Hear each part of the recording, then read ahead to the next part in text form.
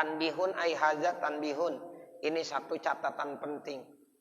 I'lam, ketahuilah, annan nusyuza allazi addahu jama'atun minal kabairi.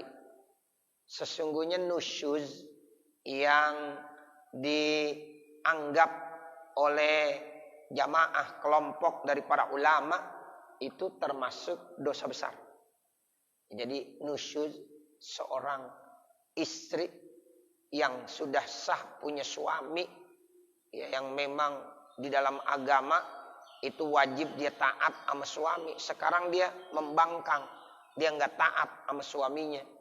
Nah itu namanya dinusyuz. Nah nusyuz di situ ya menurut ya para ulama-ulama itu termasuk minal kabair. Jadi berdasarkan ayat Al-Quran, berdasarkan hadis-hadis Nabi yang kita udah baca semuanya, maka bisa disimpulkan nusyuz yang dilakukan oleh seorang istri itu termasuk dosa besar. Sehingga ya nanti bisa menyebabkan murka Allah.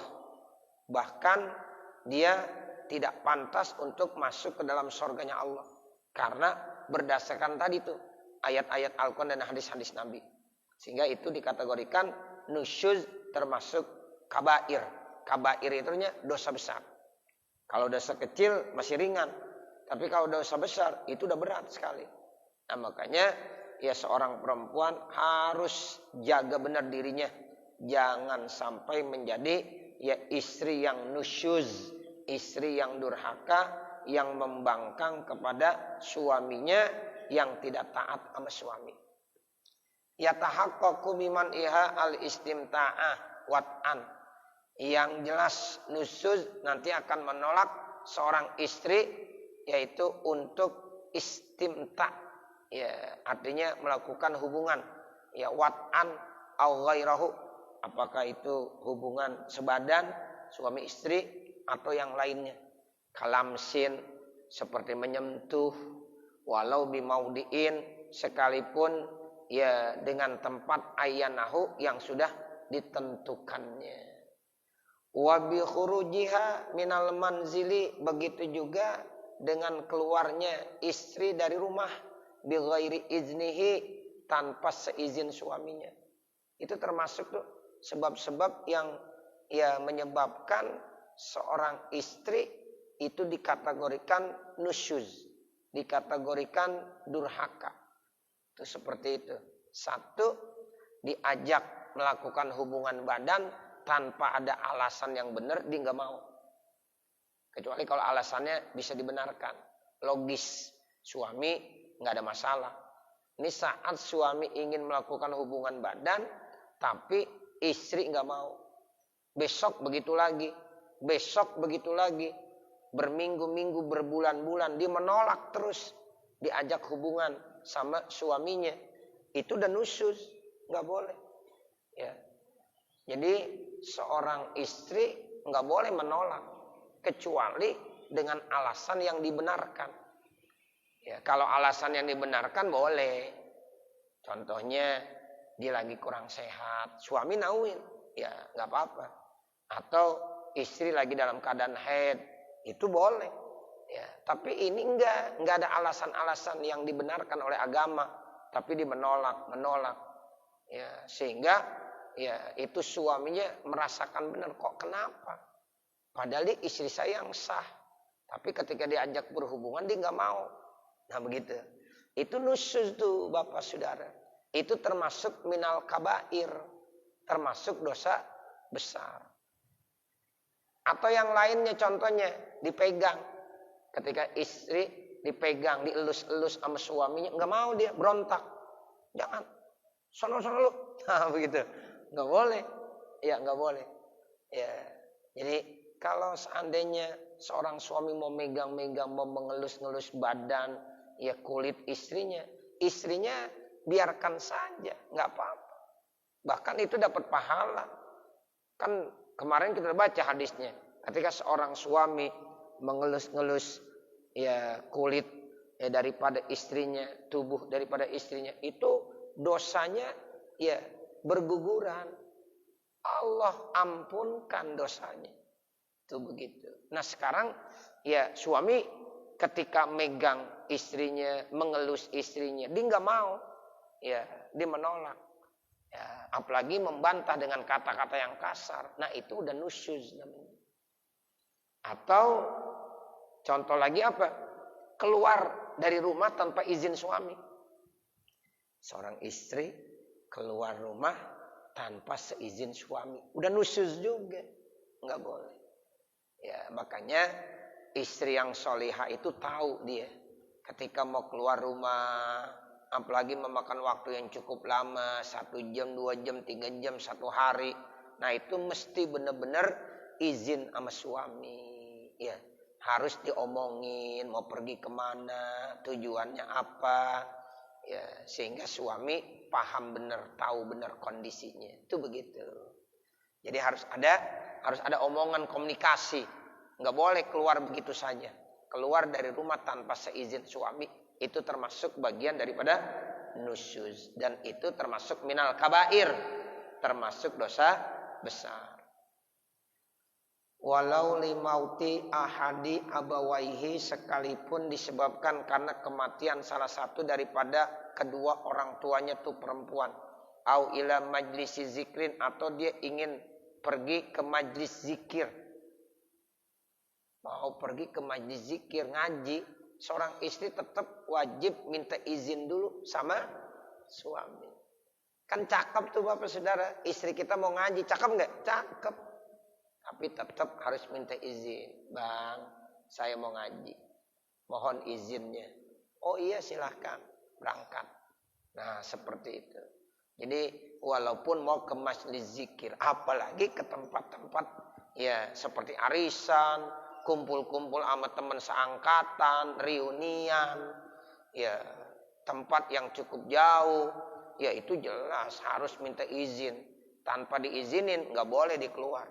Kalau maksa bagaimana? Pokoknya Ustadz saya mau diizin mau kagak keluar juga saya, terserah, saya janji sama teman-teman, nggak enak dong. Nah itu nggak boleh. Ya itu begitu. Jadi dia termasuk kabair, melakukan dosa besar. Tapi kalau diomongin sama suami yang baik pastilah mengizinkan. Ya apalagi dia tahu istrinya nggak pernah macem-macem, nggak pernah bohong. Ya begitu. Kecuali kalau memang nih istri sering bohong. Ya izin ke sini ternyata ke sana. Izin ke sana ternyata ke sini. Nah, itu kan artinya dia nggak benar. Ya, tapi kalau dia tahu memang istrinya ya benar-benar jaga ya dirinya, insya Allah aman daripada fitnah, pasti suami akan mengizinkan. Tapi tetap prosedurnya harus minta izin. Itu begitu. Tanpa izin ya diberangkat-berangkat begitu saja, ya itu nanti dia masuk dalam kategori nusyuz. Ya. Jadi ini perlu kita sampaikan nih Bapak Saudara. Apalagi yang model-model masih yang muda-muda. Kalau yang tua-tua mah udah aman dah insya Allah. Yang muda-muda kadang-kadang kita masih punya pasangan yang muda-muda kadang-kadang kan ya banyak urusannya masing-masing. Nah sehingga ini harus benar-benar bisa dibicarakan. Ya, itu dimusyawarahkan. Ya, ini masalah agama masalahnya. Ya, kalau dia masuk dalam kategori nusyuz kasihan, sebab dia udah melakukan kabair namanya, dosa besar. Ya. Jadi keluar rumah tanpa seizin suami. Ya, walaupun mau ngaji tuh. Walaupun mau ngaji, kan cakep ngaji, tapi tetap minta izin sama suami. Kalau suami sih mau ngaji, nggak perlu minta izin sama istri, nggak apa-apa, nggak dosa. Gitu. Cuma kan kita basa-basi aja. Neng, mau ngaji dulu nih. Gitu. Sebenarnya dia mau jalan-jalan aja boleh. Sebab memang ar-rijalu qawwamuna 'alan nisa. Ini sekarang kebalik. Suami mau kemana minta izin, istri kagak izin. Nah ini kebalik namanya. Ini namanya udah zaman kiamat, udah mau kiamat namanya. Ya, itu begitu. Jadi seorang istri yang harus minta izin sama suami. Kalau suami minta izin itu mau basa-basi aja. Karena dia ingin menghormati ya partner hidupnya. Sehingga dia enggak ya sembarangan. Ya dipanggil, Neng saya mau ngaji nih sebentar ya. Ya nanti kalau ada tamu kasih tahu gitu. Nah itu artinya sebenarnya itu bukan izin ya masalah apa-apa, tapi basa-basi. Tapi kalau seorang istri izin itu benar-benar ya, sehingga harus dapat doa restu dari suami. Walaupun mau ke majlis zikir, mau ke majlis ilmu. Nah, ini kan ya ke majlis zikir udah cakep banget. Tapi tetap seorang istri mesti izin dulu sama suaminya. Apalagi mau ke tempat-tempat yang lain. Mau arisan kah, mau reunian kah, atau apa saja. Ya, itu harus ya minta izin. Apalagi kalau dianterin, ya cakepan lagi. Didampingin sama suaminya, lebih cakep. Kadang-kadang ada yang nggak mau, saya mau reunian nggak boleh didampingin, mau turu-turu aja. Kan ada yang kadang-kadang begitu sekarang. Ya, seperti itu. Nah, kita lihat, kita jaga dari awal, gitu. Sebab nanti kalau udah ya ada titik-titik yang nggak bagus kita biarkan saja, nah ini jadi bahaya, gitu. Makanya sebelum terjadi apa-apa, itu kita harus benar-benar ya kita jaga, kita pelihara supaya istri kita aman daripada fitnah. Itu aja Bapak Saudara. Makanya agama sangat menganjurkan hal-hal yang seperti itu. Wa ta'allumi fadilatin, dan juga untuk belajar ilmu-ilmu fadilah. Artinya ilmu fadilah itu bukan ilmu-ilmu yang wajib banget. Kalau ilmu yang wajib itu ilmu fikih, ilmu tauhid, sama ilmu tasawuf, 3. Itu harus kita pahami itu 3 ilmu itu Bapak Saudara. Kalau ilmu-ilmu yang lain itu artinya ilmu fadilah. Ya, jadi ingin kita tambahkan. Jadi yang wajib kita pelajari dalam hidup dan kehidupan kita ini 3. Kalau ini 3 kita nggak punya, nggak boleh. Ilmu tauhid supaya kita paham, kita kenal dengan Allah. Wa ma khalaqtul jinna wal insa illa liya'budun. Dan tidaklah saya ciptakan jin dan manusia kecuali agar kamu mau liya'budun, itu artinya supaya kamu kenal saya. Tuh, liya'budun itu artinya begitu di beberapa tafsir saya baca. Supaya ini kita kenal dengan Allah. Banyak orang kagak kenal dengan Allah. Tuh, bagaimana kita mau menyembah Allah? Bagaimana kita mau benar-benar konsentrasi ibadah dengan Allah kalau kita kagak kenal dengan Allah? Makanya orang kalau udah kenal dengan Allah, dia akan merasakan bagaimana nikmatnya ibadah. Tuh, nikmatnya ibadah dia akan merasakan benar. Sholatnya khusyuk. Kenapa? Udah kenal dengan Allah. Udah makrifah dengan Allah Subhanahu wa taala. Tapi kalau orang yang kagak makrifah dengan Allah, orang yang kagak kenal sama Allah, ya sembahyang juga asal-asalan aja. Enggak ada rasa ya khusyuknya di dalam hati. Begitu Bapak Saudara. Makanya ini wajib ilmu tauhid mesti kita belajar. Itu ilmu tauhid. Ya, nanti kita kenal sifat wajib yang ada 20, sifat mustahil, sifat jaiz, terus masih banyak lagi terkait tentang tauhid supaya kita benar-benar kenal dengan Allah. Nah, seperti itu. Nah, yang kedua, ilmu fikih. Ilmu fikih wajib kita pelajari. Istri kita juga wajib belajar ilmu fikih. Supaya nanti sholatnya benar, ibadahnya benar, muamalahnya benar, hablum minallahnya benar, hablum minan nasnya benar. Tuh, sebab orang yang sholih, orang yang sholihah, itu hanya orang yang memang posisinya dari hablum minallahnya baik, hablum minan nasnya baik. Tuh, jadi ilmu fikih, bagaimana cara kita ibadah, bagaimana cara kita muamalah, termasuk cara menikah. Tuh, orang menikah kan harus ada syarat dan rukunnya. Nah, itu nanti kan arahnya ke sana, punya keturunan, anak dan lain dan sebagainya, berumah tangga. Nah, ini penting. Kalau ilmu fikihnya nggak benar, nikah caranya udah kagak benar, ya udah kesananya udah kagak benar terus. Nah, begitu. Muamalah kita harus benar, karena kita hidup bermasyarakat, nggak bisa kita hidup sendiri. Ya, kita harus bermasyarakat, berinteraksi. Karena kita makhluk ya namanya sosial. Ya, kita butuh sama orang lain, sehingga diperlukan ilmu muamalah. Cara berbisnis, cara dagang yang benar gimana. Nah, itu nanti diajarkan dalam ilmu fikih. Nah, yang terakhir yang harus kita pelajari juga namanya ilmu tasawuf. Ya, ilmu tasawuf. supaya hati kita bener. Ini hati penting nih, supaya benerin hati. Jangan ria, jangan takabur, jangan ujub. Itu begitu. Itu namanya tasawuf. Orang kalau udah belajar ilmu tasawuf, ya enak, dunia itu enak aja rasanya. Ya, itu tasawuf itu penting sekali. Ya, sehingga dia tidak akan tergiur dan tertipu dengan keindahan dan kemewahan dunia, karena udah dilapisi jiwanya dengan ilmu tasawuf. Tuh, jadi 3 ya Bapak Saudara. Nah, kalau ilmu-ilmu yang lain tuh namanya ilmu fadilah. Ya, untuk tambahan saja seperti itu. Itu pun ya harus izin. Kalau di seorang istri harus izin sama suaminya. La li ta'allumi ahkamil haidi wan nifas. Tidak ya karena ingin belajar hukum haid dan nifas. Suami enggak paham tentang ilmu haid, tentang ilmu nifas. Sekarang istri kita mesti belajar. Ya itu harus tuh. Ya, dan suami kagak boleh, kagak mengizinkan.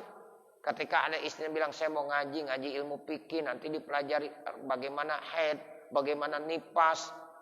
Itu suami enggak boleh, enggak mengizinkan. Izinkan, biarin istri belajar ngaji begitu. Ya, karena ini ilmu pokok. Kecuali kalau suaminya udah pinter, diajarin. Kata suaminya, udah Neng, kamu nggak usah keluar rumah. Saya ngajarin semuanya ilmu-ilmu terkait tentang haid, nifas, yang terkait dengan masalah-masalah perempuan. Saya akan ajarkan semuanya. Udah, tenang berarti.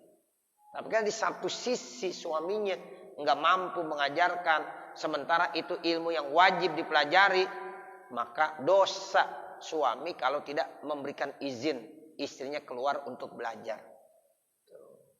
Ilmu haid penting Bapak Saudara. Nifas itu penting. Makanya saya kalau bahas kitab fikih terkait masalah haid, masalah nifas, itu saya sampaikan kepada suami-suaminya yang hadir saat itu. Tolong nih ilmu sampaikan kepada istri. Ya. Kenapa suami mesti belajar ilmu haid dan nifas? Karena kaitannya dia punya tanggung jawab, dia punya istri, dia punya anak perempuan. Sehingga nanti kita sampaikan tuh ilmu yang terkait dengan haid dan nifas kepada istri kita dan kepada anak-anak kita yang perempuan. Itu begitu. Jadi yang bilang, "Oh Ustaz, ini bab haid, bab nifas. Saya kagak mau belajar Ustaz dah. Ya, orang perempuan aja." Jangan. Perlu kita belajar juga. Kan di bab fikih ada babul haidi wan nifas. Ya, itu nanti banyak persoalan yang harus kita bahas. Nah, itu orang laki perlu tahu. Tujuannya apa? Supaya nanti dia bisa ngajarkan kepada istrinya, dia bisa ngajarkan nih ilmu ditransfer kepada anak-anaknya. Nah, seperti itu. Makanya ngaji kitab itu penting, Pak. Kalau ceramah itu sewaktu-waktu aja.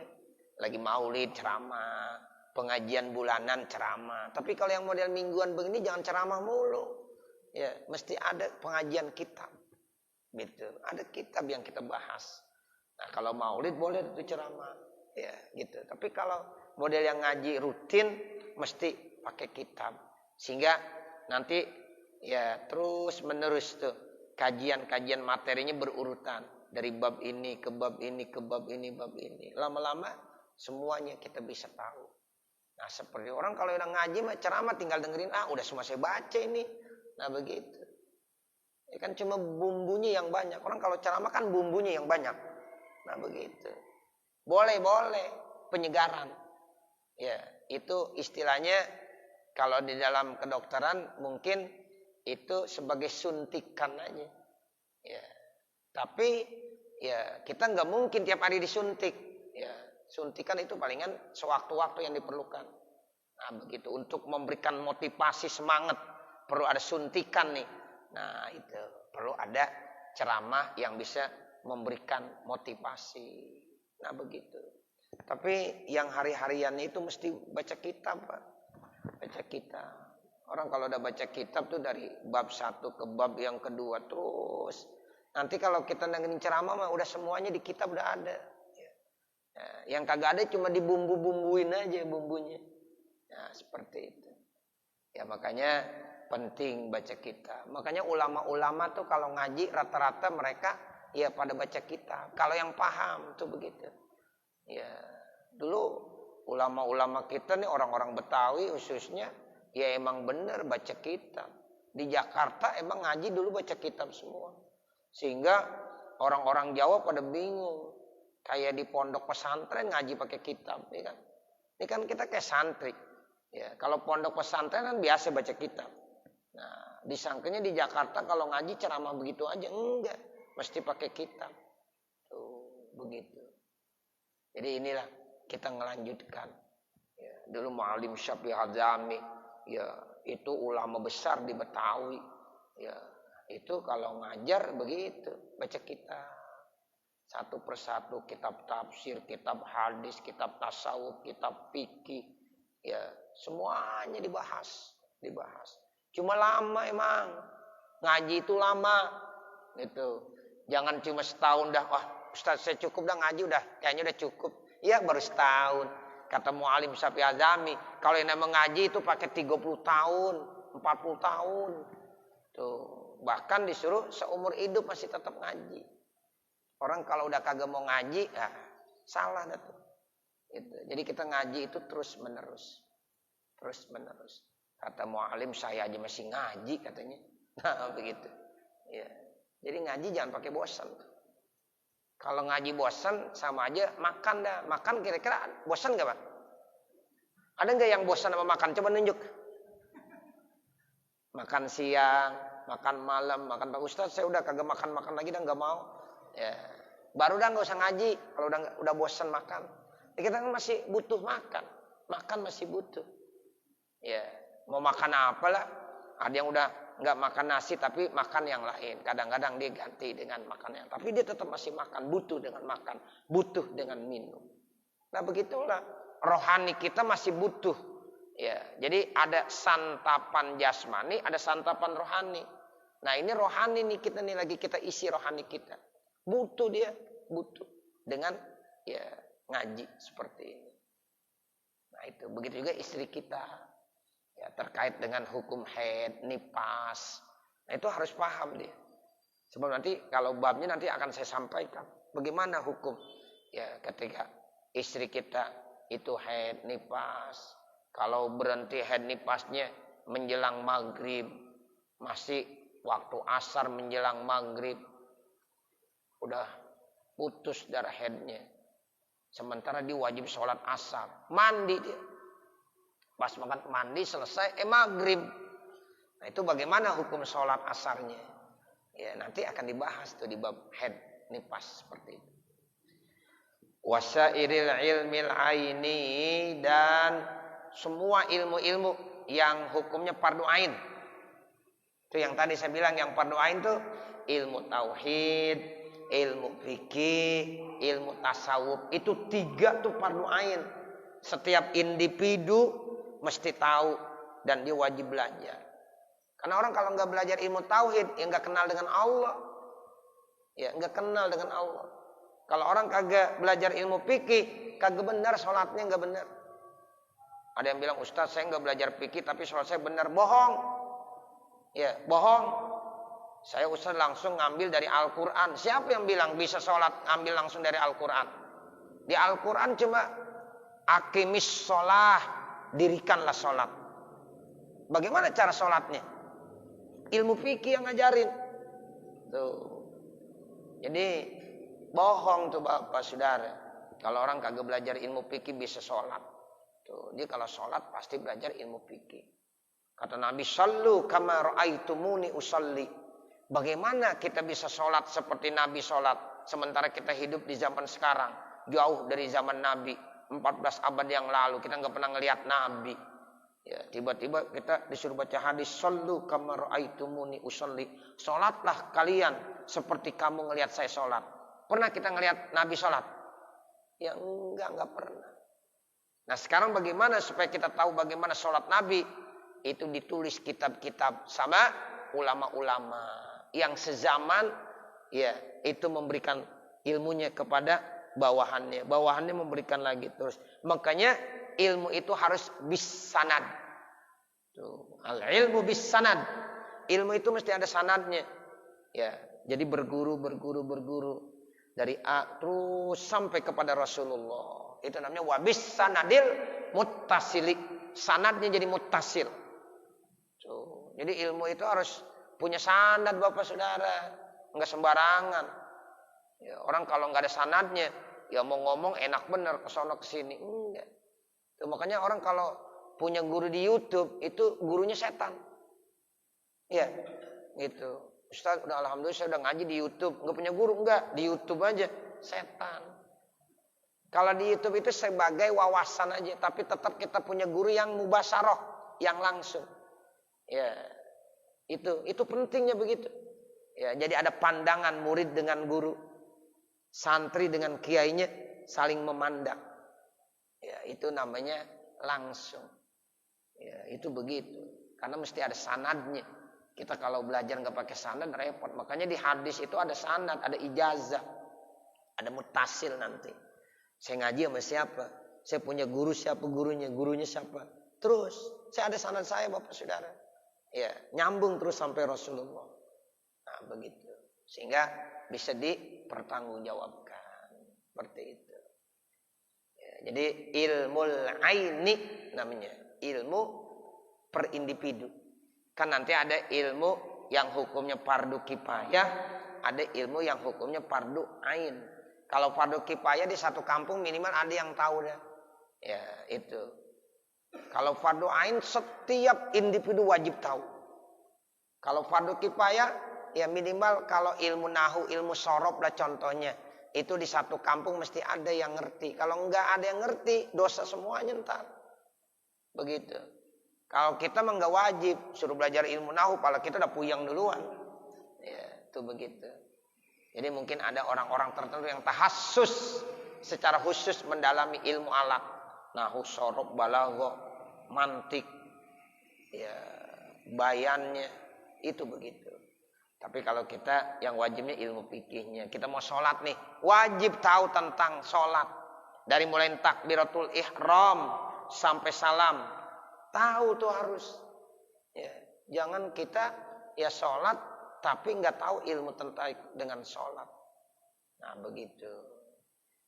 Ini namanya ada ilmu aini, ada ilmu ya kifayah. Bal yalzamu alaihal khuruj, akan tetapi wajib bagi orang perempuan untuk keluar rumah li ta'allumi, untuk belajar ilmu yang hukumnya wajib ain. Kalau suaminya kagak mampu mengajarkan. Kalau suaminya nggak mampu mengajarkan istrinya terkait tentang ilmu-ilmu ain yang memang tiap individu harus tahu, maka dia wajib keluar nyari guru. Nah, nyari guru silakan. Itu harus diizinin Bapak Saudara. Jangan Bapak punya istri nggak diizinin, udah di rumah aja. Ternyata ilmu dia nggak punya, ya nanti dosa. Seorang suami dosa.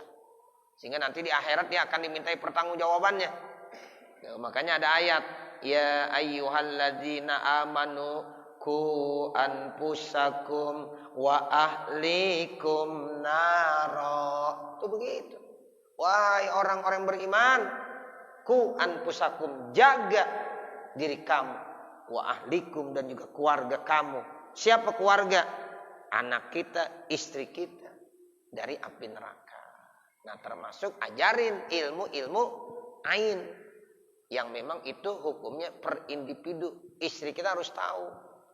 Jangan suaminya doang yang pinter, istrinya nggak pinter terkait dengan ilmu ain.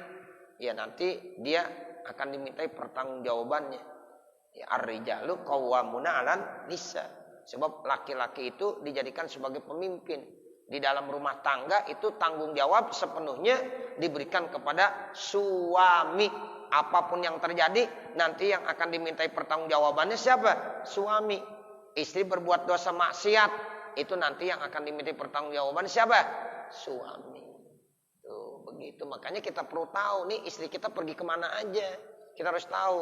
Kalau dikeluari berbuat dosa maksiat, nanti nih yang punya tanggung jawab siapa? Suami. Ustaz, saya mau ngurusin, terserah istri saya mau kemana. Nggak boleh. Nggak boleh. Ya, karena itu tanggung jawab seorang suami. Ya, itu begitu Bapak Saudara. Wa yahrumu 'alaiha man'uha, dan diharamkan ya atas istri man'uha, dilarangnya. Jadi kalau istri mau keluar rumah, mau nuntut ilmu, mencari ilmu yang ain, yang mesti dia tahu, sementara suami kagak bisa ngajarin. Sekarang suami tidak memberikan izin, suaminya dosa. Ya, suaminya dosa. Anhu ya illam yakun aliman. Seandainya itu suami kagak alim. Kecuali kalau suami udah alim. Ya udah neng, kamu gak usah kemana-mana. Ya abang yang ngajarin di rumah. Nah itu suaminya alim. Gak apa-apa. Wa illa kalau seandainya tidak alamaha wujuban, maka wajib suami mengajarkan kepada istrinya, wajib hukumnya. Ya, jadi suami kalau tidak memberikan izin istri ngaji ke tempat keluar rumah gitu, ya itu dia wajib mengajarkannya. Ya harus buatkan waktu untuk mengajarkan istrinya. Wa bimtinaiha minan naqlati ma'ahu, dan menolak istri tersebut pindah ya bersama dengan suami. Wa bi ighlaqiha al-baba, atau dengan menutupi pintu. Hina arada dukhula ilaiha, ketika ya nanti ya suami ingin masuk kepadanya. Wa biddiaiha, dan juga dengan meminta-minta at-tolak. Ini termasuk nusyuz nih. Masa suami dikunciin pintu? Ya. Suruh tidur di masjid. Ya. Udah lu tidur di masjid aja lu. Gua kagak demen banget sama lu. Ya. Suaminya dikunciin pintu. Ya. Itu tuh istri tuh nusyuz tuh yang begitu dosa. Gitu. Jangankan rumahnya dikunciin, kamar aja dikunciin nggak boleh. Ya. Misalnya nih biasa kamar tidur tempat suaminya sama istrinya. Tiba-tiba istrinya ngambek, dikunci, digembok tuh. Suaminya disuruh tidur di sofa aja di luar. Nggak boleh juga. Nggak boleh. Harus diomongin yang benar, bukan cara begitu. Tuh, itu nusyuz tadi. Ya. Atau yang kedua, minta-minta tolak. Bang, tolak saya aja bang, cerain saya aja bang. Suaminya nggak tahu masalah, nggak ada hujan, nggak ada geledek, nggak ada kilat, tiba-tiba ya istrinya minta dicerai aja bang, pokoknya sekarang juga cerain gua bang, gua udah kagak sanggup lah. Emangnya ada apaan? Terangin dulu. Kalau selama ini suami sudah memberikan hak dan kewajibannya dengan benar sesuai dengan aturan, tiba-tiba ada istri ya minta ditolak, itu berarti istrinya nusyuz. Dan dia tidak akan mendapatkan bau sorga. Tuh. Jangankan sorga, bau sorga aja nggak dapat. Kecuali suami kagak tanggung jawab. Ya, istrinya ya nggak pernah diberikan nafkah atau sering nyakitin, tangannya ringan bener, dikit-dikit nampar istrinya. Istri udah nggak kuat dah, bang udah dah cerain saya aja bang. Itu ada alasan. Ini enggak nih yang dimaksud. Ya suami dalam hal ini udah benar-benar memperhatikan hak dan kewajibannya. Tiba-tiba entah kenapa ya istri minta ditolak. Oh ternyata dia udah punya janji sama laki-laki lain. Ya karena gara-gara sering keluar, ya dia udah nemuin lagi pasangan hidup. Ya terus kata ya calon suaminya, lu minta cerain aja. Nah akhirnya terpengaruh setan iblis. Ya begitu. Nah ini nih istri yang begini nusyuz dah nih. Nusyuz, dapat murka dari Allah. Itu begitu ya Bapak Saudara. Ya. Famata sadara min hasyai'un minal mazkurati, maka kalau seandainya kapan-kapan muncul sesuatu dari apa yang sudah disebutkan, walau lahzatan sekalipun hanya lahzah sebentar, la tastahiqu nafaqata zalikal yaum, maka istri tidak punya hak untuk mendapatkan nafkah di hari itu. Jadi kalau seandainya istri nusyuz ya di hari itu dia nusyuz, berarti di hari itu dia tidak berhak mendapatkan nafkah dari suaminya. Kan nafkah itu kewajiban bagi kita suami. Sekarang kalau istri nusyuz, maka pada hari itu suami enggak berhak, ya enggak punya kewajiban memberikan nafkah kepada istrinya. Nusyuznya 1 hari, maka enggak diberikan 1 hari. Nusyuznya sebulan, jangan diberikan nafkah walaupun sebulan. Sampai dia sadar dan tobat, dia minta maaf sama suaminya. Yang penting nih ada keinginan baik dari istri. Dia mengakui kesalahannya, ya Allah, mohon maaf selama ini saya ternyata udah berbuat dosa salah, nusyuz. Saya minta dimaafin. Nah, kalau udah minta dimaafin sama suami, maka saat itu mulai suami wajib kembali memberikan nafkah kepada istrinya. Begitu. Jadi selama istri nusyuz, itu suami kagak dosa kalau tidak memberikan nafkah. Termasuk wakis watadzalik alfas. Di sini juga dibilang termasuk pakaian. Pakaian. Sebab kan ya pakaian itu merupakan kewajiban bagi suami memberikan kepada istrinya. Wala qasma minhu, dan juga gilir. Kalau seandainya istrinya lebih dari 1 ya Bapak. Istrinya lebih dari 1. Yang 1 nusyuz, yang ke 1 enggak nusyuz. Berarti istri yang nusyuz enggak usah dikasih giliran. Ini mestinya ini hari Minggu, malam Senin giliran ke istri yang 1. Karena di nusyuz, enggak usah digilir. Dia tetap di istrinya yang 1 lagi. Nah itu. Tuh kalau yang istrinya lebih dari 1, makanya nanti ada bab fikih khusus gilir. Itu ada ilmu gilir ada tuh. Ya. Jadi kalau Bapak berani-berani punya istri lebih dari 1, belajar dulu ilmu gilir. Gitu. Kalau belum punya ilmu gilir, jangan berani-berani punya istri lebih dari 1. Entar jalannya miring di akhirat. Ya, nah begitu. Iya begitu. Jadi agama itu ngajarkan segala sesuatu yang benar.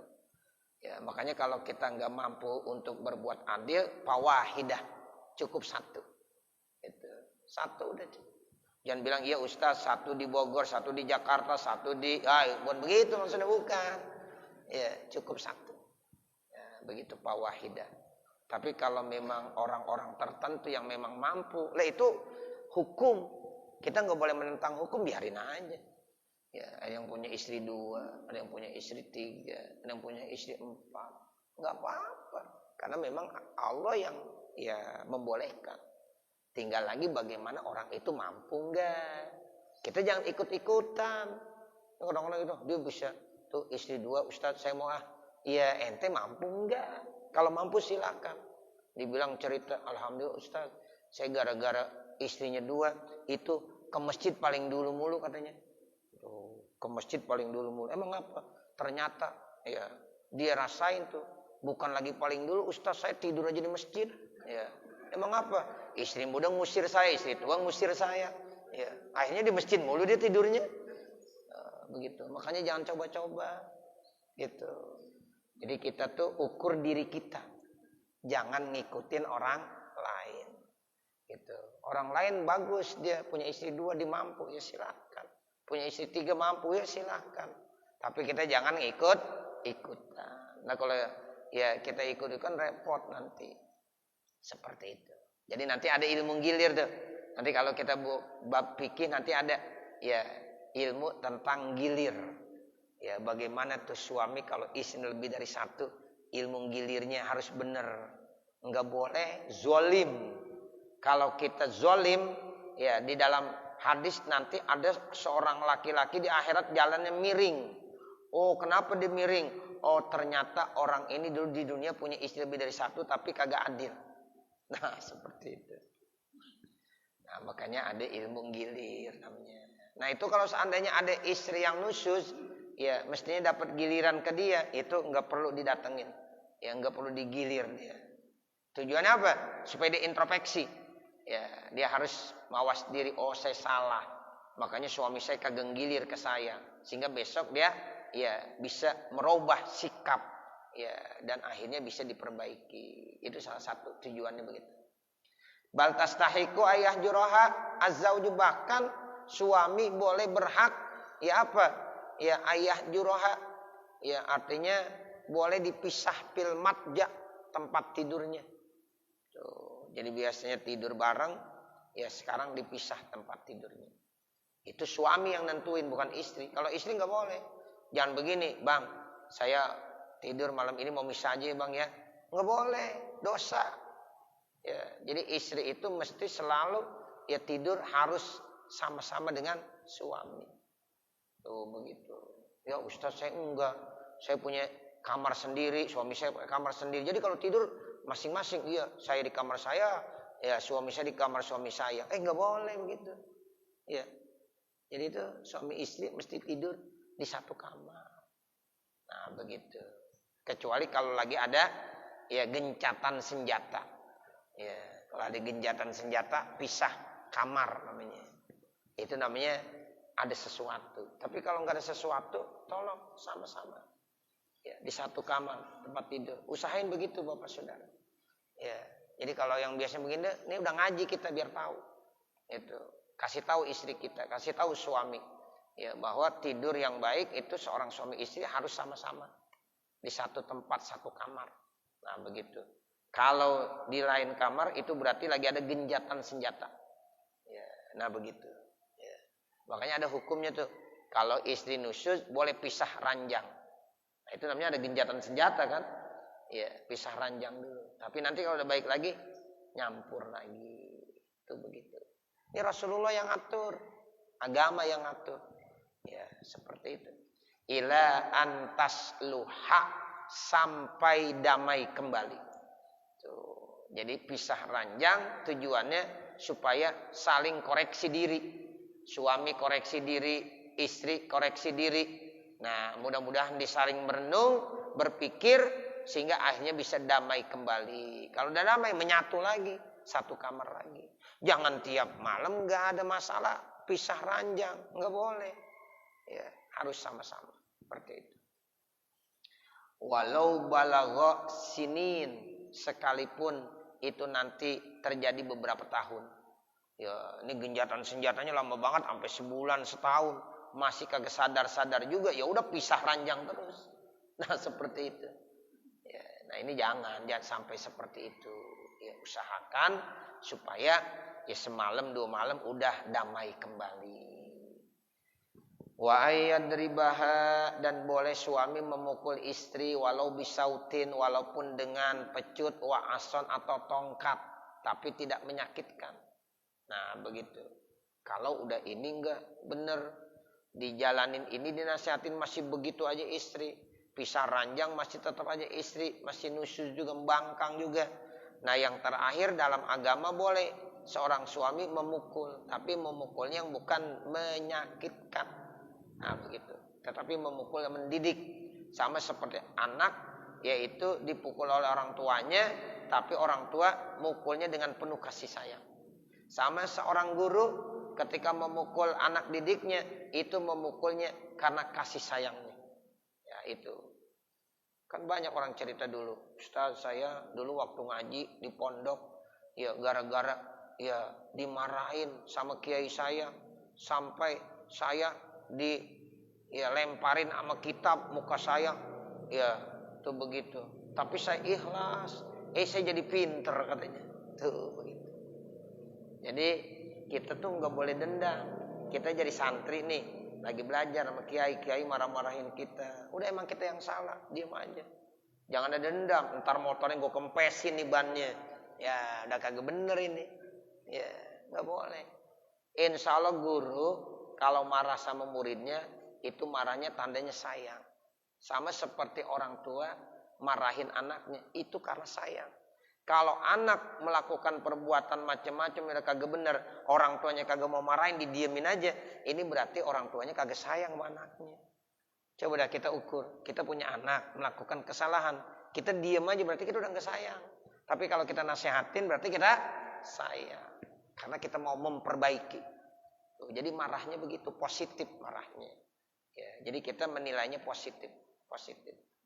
Nah begitulah seorang suami ketika marahin istrinya, itu karena istrinya salah, itu berarti marahnya marah positif.